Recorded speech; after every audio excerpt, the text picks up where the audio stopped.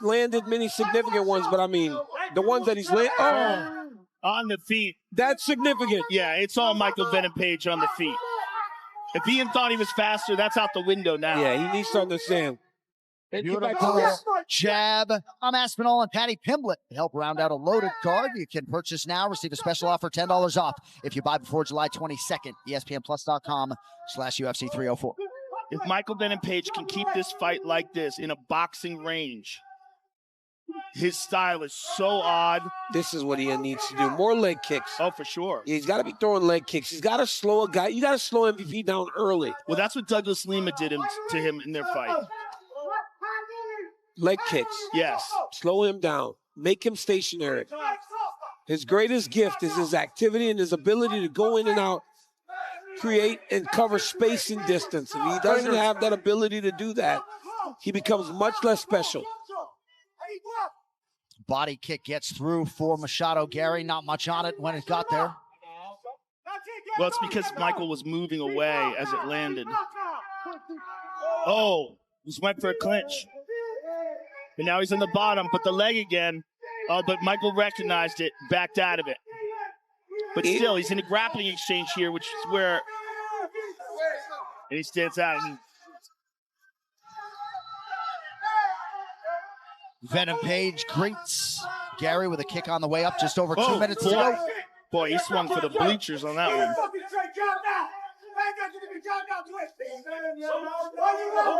He's got to stay away from the cage. Oh, he did a lot of grappling today. Is he starting to get a little tired? Ian's got to kick those legs. They're right in front of him. Yeah, they're right there. Oh, he's like he's 10 on clinching. Oh, he's got it. He's got it. He's got his back.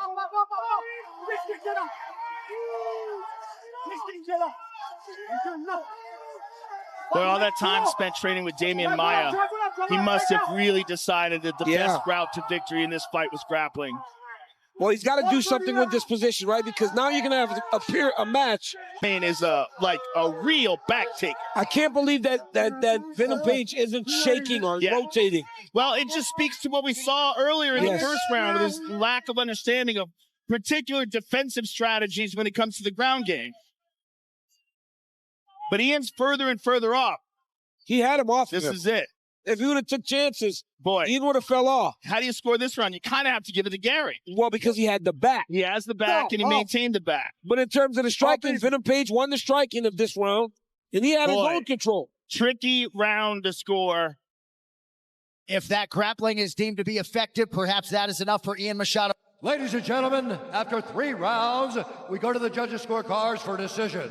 All 3 judges scored this contest 29-28 for the winner by unanimous decision, and still undefeated, the future Ian Machado Garry. 5-5.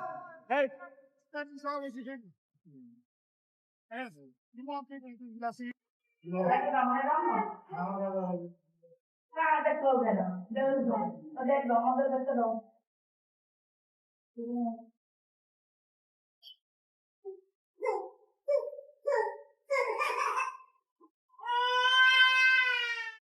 Like, these motherfuckers don't know you, so I'm glad he was able to be honest about it and be raw, you know. And the fact that he speaks so much, like when he talks about like, sorry, he's not gonna get the belt this time. I believe him. It's just the conviction he speaks with, and I know Volk. I know the work he can do. I know what he puts it. Like, and he's had a break. I know how good that is for you. He's had a break, and I can come back. Yeah, just focus on himself. Yeah, and do this for his family like he always does. Now, with that being said, he's fighting one of the most, if not the most dangerous featherweight in the roster right now. This guy came on the scene, Diego Lopez, short notice, and shocked everybody. He said it in the countdown. It was like, you know, I said before that fight, if they don't know my name by right now, they'll know my name by the end of this fight, and everyone now knows who Diego Lopez is. He's a guy that's got sick jiu-jitsu, fucking ridiculously sick jiu-jitsu, slick as fuck. Diego Lopes is walking into a tornado he can't escape. Israel Adesanya's chilling warning echoes through the MMA world ahead of UFC 314. Oh, that's my thoughts on the fight. But Volk's seen this style a million times. I don't think he takes Volk down and subs him on the ground. I mean, if he went toe-to-toe with Islam Makhachev for 5 rounds and wasn't really in trouble of being submitted one time, I don't think that would be the path to victory for Diego Lopez. He has got a chance of catching him, but I think with the footwork and the switch stancing and the experience and all of it put together, I think Volk comes out of this. I've seen the new Volk. Lopes has no idea what's coming, adds Michael Bisping, his voice grave with concern for the Brazilian contender. As Alexander Volkanovski prepares to reclaim his featherweight throne against rising star Diego Lopes, UFC legends are sounding the alarm. Despite Volkanovski's back-to-back losses, these elite fighters see something in his preparation that terrifies them. A rejuvenated champion with something to prove. Could Lopes be walking into the most dangerous trap of his career? I did not like the idea of Volkanovski for a world championship. I didn't think it was right. I believe he's 1 win, 3 losses in his last 4 contests. I know his last 2 times, they needed smelling salts and a stretcher. To suggest that he could fight for a world championship, I just thought was false. And it's certainly not because I don't respect Volkanovski. This is one of the greats. But I had a hard time being fair about getting him in front of Diego Lopez. But now that Toporia's gone and Volk isn't getting in front of Diego Lopez, he's going to get in front of Diego Lopez. I love the idea. Not to mention, I don't know who I think's going to win the fight. This is a very interesting fight. Better get his out of there in the first 15 minutes. You do not want to go to championship rounds with Volkanovski, no matter what kind of a run you are, no matter how young you are, how good you are. Don't see Volkanovski in the 4th and 5th round if you still got business to do. Alexander the Great Volkanovski faces rising Brazilian star Diego Lopez for the vacant 145-pound championship. But behind the scenes, UFC veterans and champions are issuing stark warnings about underestimating the battle-tested Australian. After back-to-back losses for the first time in his career, Alexander Volkanovski has been on an extended break from competition. Speaking exclusively to Yahoo Sport Australia, Volkanovski admitted he was just as surprised as fans to discover he'd be fighting Diego Lopez instead of getting his expected rematch with Ilia Topuria. Before we let you go, do you have a final message to your opponent? No, he's actually a pretty good bloke, you know, so to be honest, just how you going, mate? I appreciate you, but, you know, sorry, mate, I'm bringing that belt back to Australia. So that's all I guess I got to say. All right, well, thanks so much for joining us this morning. Good luck. You'll have the whole country cheering you on as well. No worries, thank you. Volkanovski, quote, "Not only did everyone else think that, I thought it was going to be that, and I thought that up until a couple of weeks ago. I did originally think it was going to be Ilia, which I would have loved as well, but it was dragging on, and I was just like, give me something now. I want to get in there. I didn't care if it was for the interim, but now it is for the vacant belt." He's vacated his belt, so I think he deserves, because he's committed to that, I think he deserves maybe a title shot, but that just makes the rematch even bigger. Gives him time to do whatever he needs to do at lightweight, then we can do that. Could you imagine the rematch? The 36-year-old Australian has been training extensively during his time away from the octagon, including sessions at the famed Bang Tao Muay Thai facility with former bantamweight champion Aljamain Sterling. And while many fighters might claim they've never felt better heading into a fight, Volkanovski's candid comments about his mental and physical state reveal a fighter who's genuinely rejuvenated. Yeah, Lopez, obviously a dangerous dude, bit of a different matchup to Ilia. Obviously both dangerous fighters. I'm really looking forward to this one, very excited. Obviously people are like, he's old, he's done. I hope people are thinking that. Everyone knows I love the underdog story, everyone knows I love to prove people wrong. I still think a lot of people believe in me and know I'm going to go out there and look great anyway. But for those who don't, you have every right to think that until I change your opinion. And that's exactly what I'm going to do April 12th. So cannot wait for that. Volkanovski, quote, "A lot of positives have come from that. I have always wanted to be active. I didn't like having breaks, but I chose after the last 2, I wanted to have a proper break. I committed to that and accepted the fact that I was having a proper break, and I loved it. But having that break was really good to evolve myself. Evolve as a person and be me again. To be a dad, a family man." Dangerous fighter, you know, a very aggressive, dangerous fighter. Obviously great jiu-jitsu, power in the hands, always looking for the finish. So you've got to respect that and be wary. I just believe I'm the best, and I'm going to prove that Saturday night. Diego Lopes is on a remarkable 5-fight win streak, with his most recent victory coming against former title challenger Brian Ortega at UFC 306. The Brazilian has been campaigning for a shot at Volkanovski for months, even offering to fight him in Sydney on Volk's home turf. Lopes, quote, He said that Ilya mentioned on Saturday night that he wanted to take some time off. Also, UFC mentioned that they're not really working on a date for Spain. He feels that while this is all going on, it would make the most sense for him to just fight Volk in Sydney for the interim title. Volk has already suggested this. I've already agreed to it. Let's just do it.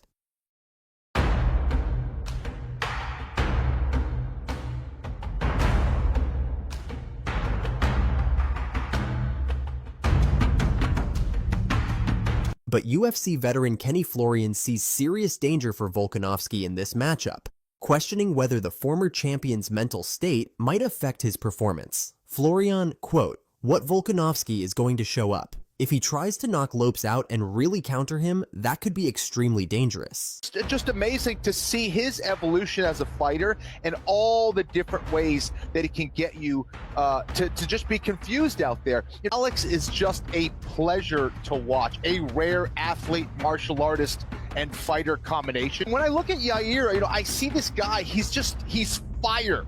And if you let a fire get out of control, then it's going to overwhelm you. And for Alexander Volkanovski, he never let Yair get out of control. When Yair wanted to move forward, he was gone. This is one of the smartest fighters that I've had the pleasure of watching. These are the kind of guys that I like to watch and learn from. And these are the guys that are leading the dance when it comes to evolving the sport forward. He has a multi-layered offense and defense that is so tough to get through. He is a sophisticated operator, and he just might be the best pound-for-pound fighter in the sport right now. Florian emphasized that Lopes is going to try to find that chin of Volkanovski's early and often until that final bell. A concerning prospect given Volkanovski's recent knockout loss to Topuria.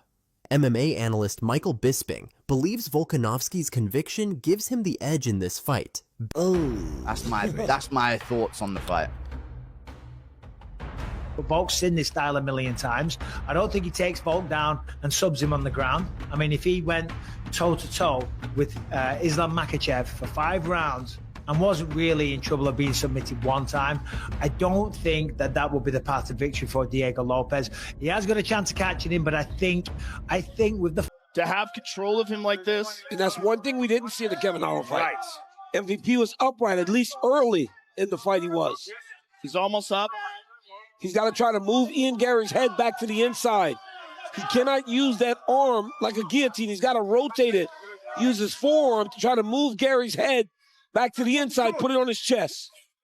Right, he's allowing him to take his back by continuing to hold on to the neck like that. Our partners at Crypto.com have a special offer for UFC 303. For a limited time, apply for a Crypto.com Visa card, get a free iPhone, download the Crypto.com app today. Oh, he's taking his back. He's got the hooks. Big moment for Ian Machado Garry. Don't cross the legs. There he goes. Now he's got to the body triangle. Now he's got something.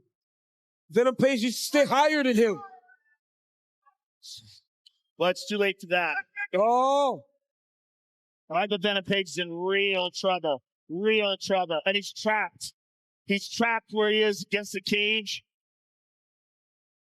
Oh, the sniper going to the neck.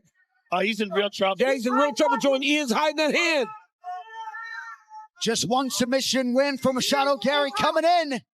Oh, that's tight. Oh, what does he do? He's trying to punch him. You can't beat him. punch. Oh, my God, he's now done. He's in trouble. He's done. Oh, my God, he's out. He's defending, getting that arm in. He's in real trouble, though. You see his face. That is still tight. He looks terrified. Now he's in trouble. He's going to go palm to palm. Yeah, Michael's in real danger. All right, now he's out. Now he's not. Nice. That's nice. But he's still in a body triangle. The body triangle is huge. It restricts your breathing, and it keeps you in that position. Very difficult to escape that, especially with the knee on the ground. Yeah, he's got to get him to the other side. He's got to roll to the other side and put pressure on the ankle to make him release that triangle. But MVP's not doing that yet. He's got to roll towards his left side. He's got to roll towards the side where the triangle is attached to the knee. If he does not do that, it's going to keep pressuring his guts, and it makes it very hard to breathe. It's a terrible position to be in, especially when a guy's got long, strong legs like Ian Garry.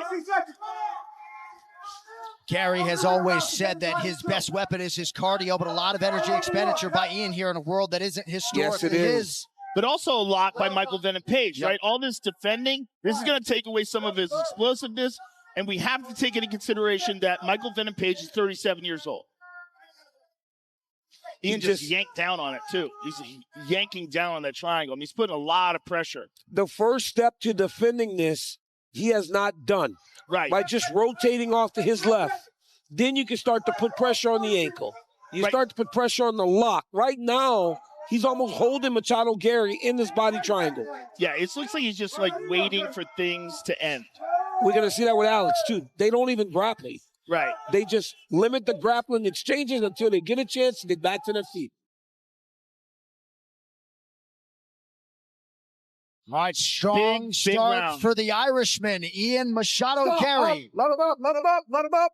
This corner cam is powered by Prime Hydration. Hydrate with Prime X. Round 2, Michael Venom Page in the black, Ian Machado Garry in purple.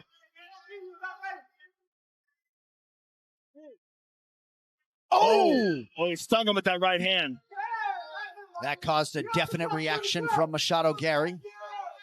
It's just shocking how he can close that distance.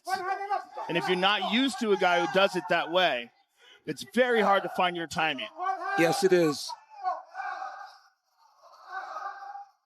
See, he leaps forward with a punch, something that they tell you to never do in boxing.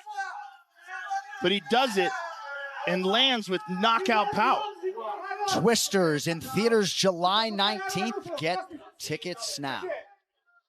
You know, Megan O'Leary spoke to Damian Maya about Ian Machado Garry. He said he goes in there twice a week. He said he has never seen a guy learn jiu-jitsu and be able to see someone learning like Machado Garry. And if I would have experienced round 1 as Ian Garry, I was trying to get this fight back down to the ground. 100%. Especially when you see the mistakes that Michael Venom Page made. The defensive mistakes, not rolling to the right side, the way he fought off the choke. Oh, my goodness. That distance, man, he can close it fast. Ian was certain that he was the faster guy. Right now, it does not look that way. It looks like Michael Venom Page has the speed advantage. He has a speed advantage over everybody. And it's because of this, right? He's always standing. He's always bouncing. He's never stationary. He's always starting from a bounce. You know, my son plays football. And every action he does starts from him kind of bouncing in place. He never is standing still to go from point A to point B. That's Michael Venom Page. Well, the great point fighters, they all fight like this.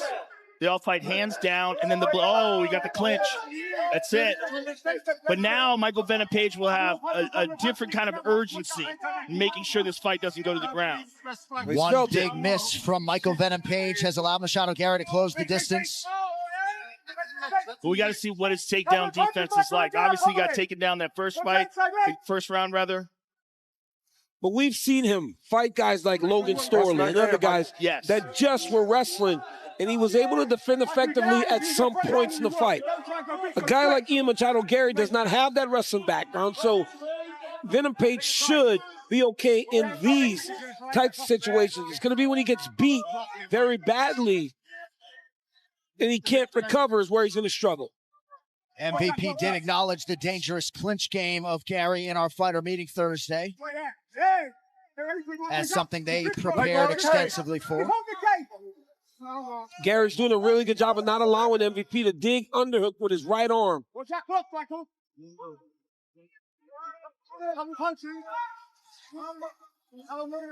Coach Dean Thomas, what do you have, good sir? You know, MVP, he's not a boxer, so you don't expect him to have a jab. But what you can expect him to have is a side kick, like the way Wonder Boy used to use it in order to keep a guy at the range he wants. This is why he keeps getting caught up darting in with that right hand, because he's not really establishing the range that he wants. I think MVP needs to get to that side kick. Garry drops down, tries to grab a leg. Don't grab it. MVP's leg's in trouble here. He's Yeah, past the knee. Yeah, he better He's got to address that. Yeah, he's don't past wait. the knee. Look, He's got to scoot that knee back. He's got to pull out. It's in pretty deep. He made a huge It's mistake. not all the way in, but with those long legs of Ian Machado's Garry, a slight adjustment. All right, he's out. Nice. A wry smile from Garry as the fight gets back upright. 1 minute to go, round 2. MVP's now southpaw. Oh, combination by MVP. He heard him, and Ian smiled at him, which is not good. No, when they smile, that's when they say, okay, you got me.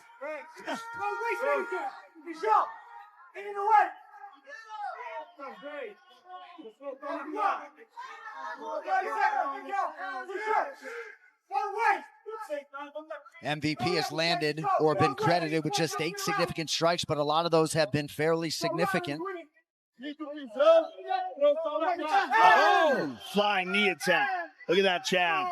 Lightning fast. How many has Ian been credited with? 4. Yeah, they haven't.